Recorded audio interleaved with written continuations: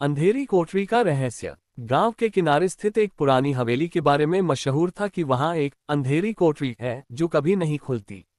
लोग कहते थे कि जो भी उसे खोलने की कोशिश करता है वह लौटकर नहीं आता। लेकिन सच्चाई क्या थी, यह कोई नहीं जानता था। राघव, एक युवा लड़का जो गांव के इतिहास और रहस्यों में रुचि रखता था, इस हवेली के बारे में और जानने के लिए बेचैन था। उसने फैसला किया कि वह इस रहस्य से पर्दा उठाएगा। एक अंधेरी रात राघव अपने दो दोस्तों राजीव और प्रियाकांत के साथ हवेली पहुंचा। हवेली वीरान और सन्नाटे से भरी थी। जैसे ही उन्होंने अंदर कदम रखा, दरवाजा अपने आप बंद हो गया। हल्की हल्की सरसराहट और दूर कहीं घंटी की आवाज सुनाई दी। उन्होंने फूंक फूंक कर कदम बढ़ाए। हवेली के हर कोने में धूल और जाले थे। वे उस अंधेरी कोठरी की ओर बढ़ने लगे जिसकी चर्चा पूरे गांव में थी।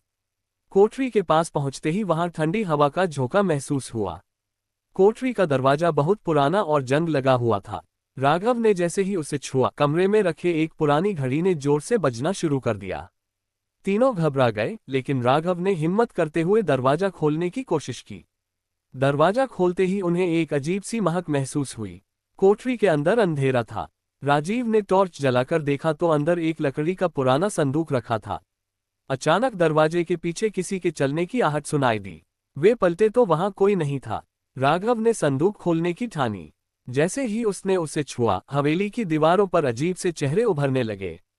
लग रहा था जैसे कोई उन्हें देख रहा हो। संदूक खुला और उसमें एक पुरानी डायरी थी। डायरी में लिखा था कि यह हवेली कभी एक तांत्रिक की थी। उसने अपनी शक्ति बढ़ाने के लिए गांव के कई लोगों की बलि दी थी। उन सभी की आत्माएं हवेली में कैद थीं। कोठरी उस तांत्रिक की साधना का स्थान था। जैसे ही राघव ने डायरी बंद की, कोठरी का दरवाजा अपने आप बंद हो गया। चारों ओर अंधेरा छा गया। उन्होंने भागने की कोशिश की, लेकिन उनके रास्ते बंद हो गए। तभी एक गूंजती आवाज आई, जो यहां आया है वह कभी वापस नहीं जा सकता। अचानक प्रियाकांत की चीख सुनाई दी। वह गायब हो गया। राजीव और राघव बेतहाशा चिल्लाने लगे। तभी कोठरी के अंदर से तांत्रिक की छवि उभरी। उसने उनकी ओर इशारा किया और कहा, तुमने इसे छेड़ा क्यों? अंत में अगले दिन गांव वालों ने हवेली के पास राघव और राजीव का बैग पाया, लेकिन वे दोनों कभी नहीं लौटे। हवेली का रहस्य और गहरा गया।